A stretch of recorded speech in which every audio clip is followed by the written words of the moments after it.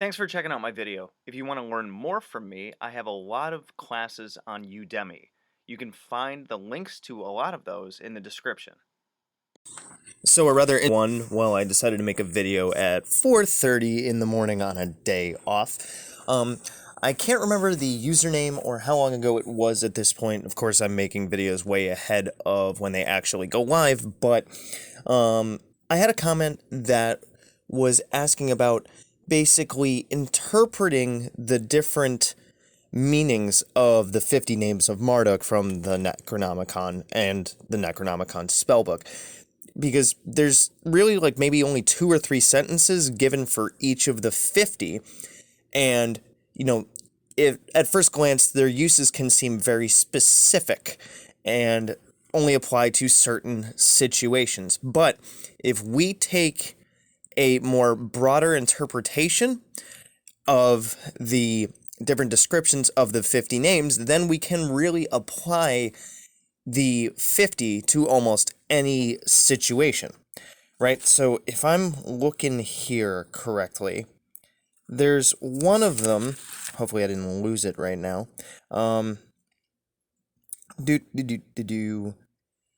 there's one spirit that's really good with growth, and I think I might have just lost the page, but I'm continuing to look while I talk.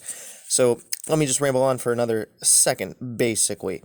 So what I'm talking about here is when it talks about, let's say, growth, and it's obviously referring to things like plants and crops and stuff. But what else can growth be? It could be, physical growth. It could be intellectual growth. It could be growth in a skill or something like that. So when we're reading through the 50, we really got to kind of have a broader interpretation of what the little paragraphs mean.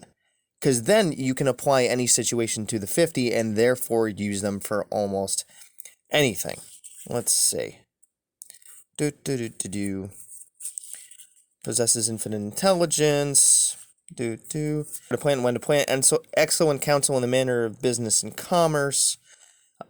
Protects a man from evil tradesmen. All right, that was number 33 Zulum, but nothing really to interpret there. Let's see. All right, so the 13th name, Gil, right? There's a sentence in here that says, makes potent the impotent. Now, could that mean wink, wink, nudge, nudge? You might need a pill for that? Yeah. But you could also interpret that as being maybe someone who's stuck or unmotivated. So that name could potentially help with, motivation and the desire to get moving on projects or something. Then let's see what else I can figure out. What are the ones I can use for example?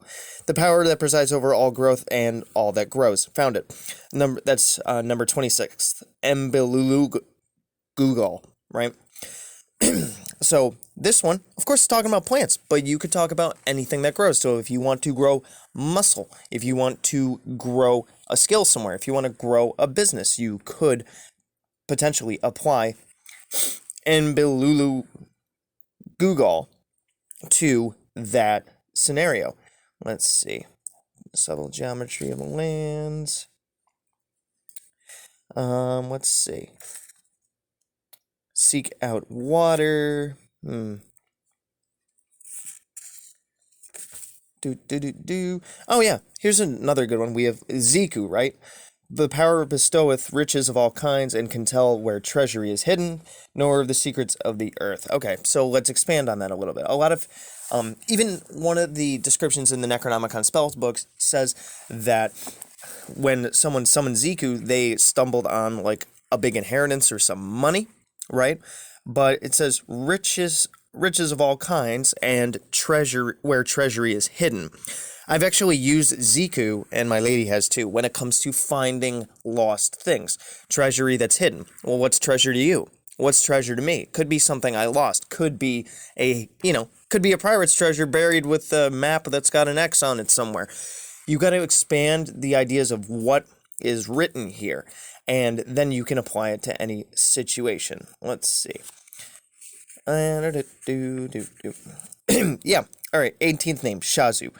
Knows the thoughts of those at a distance as well as those in the vicinity. Nothing is buried in the ground or thrown into the water, but this power is aware. So that's another one where, sure, it's talking about being able to understand someone else's thoughts. So maybe you're trying to question someone's motivation or seeing what role they play in something.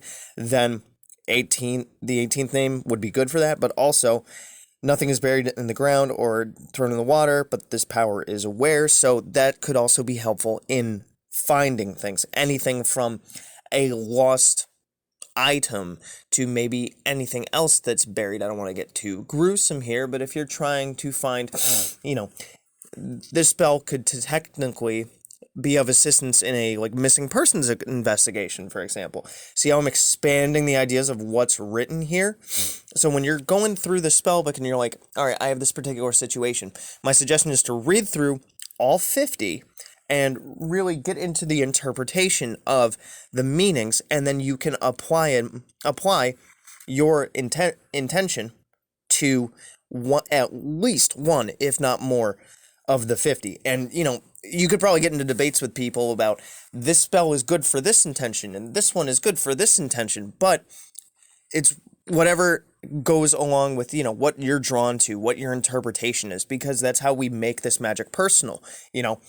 It's our own personal energy interacting with that of the 50 in this example. So what works for me may not work for you.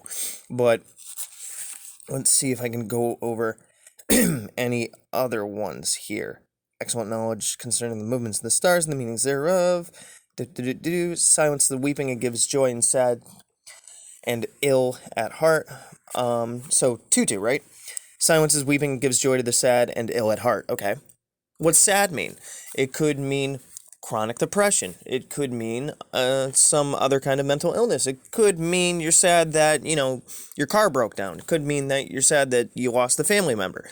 Interpretation. Could mean that you're sad that you lost your job. Interpretation. Let's see. Shines light. Let's see. 11th name, Arsarualim. Possesses secret wisdom and shines light in the darkened areas.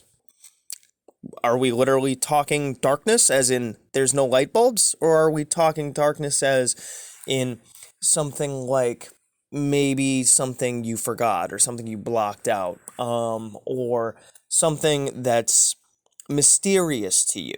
Something like if you're trying to understand something such as the system of the book, not only can you get my books to help you out with that, link in the description, but you could use this spell to help you to understand something that is dark to you, something that is a mystery. So you could potentially apply this to maybe if you're working on a thesis paper or you're in school and you're really trying to understand a subject, something that you're not wrapping your head around. A Sarulim would be good for that. Let's see. Just bouncing around here. Let's see. So, Asaruludu. He ensures the most perfect safety, especially in dangerous tasks undertaken at the behest of the astral gods.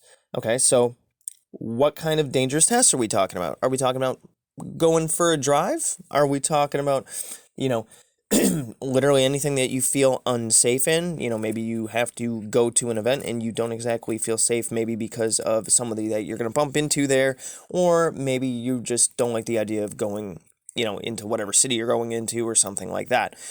Broaden your interpretation. Trying to keep going around here. Power knowledge of all plants. Make marvelous fruits to grow in desert places, and no land is waste to him. Dispenses wisdom in all things, gives excellent counsel, and teaches the science of metals. Okay, so Namru teaches the science of metals. Now, are you in a trade where you might be doing welding or metalworking? Okay, that'd be good for that. Or maybe you are in a science class that you have to learn, or chemistry or something where you have to learn about the different elements. Interpretation could apply to both. I kind of hope that you guys see what I'm trying to get at here, where you can take any number of situations and apply them to the 50. So even though there's only 50 options, there are different like any situation is applicable. Let's see. Worker of miracles, the kindest of the 50, the most beneficent. Now, this is where, okay, so we're talking about Barashakushi number 4. Worker of miracles, the kindest of the 50, and the most beneficent. So that's pretty broad. So you could apply that to anything, really. And then it just gives this word of calling, Baldiru. So, Barashakushi, you can literally add to any situation.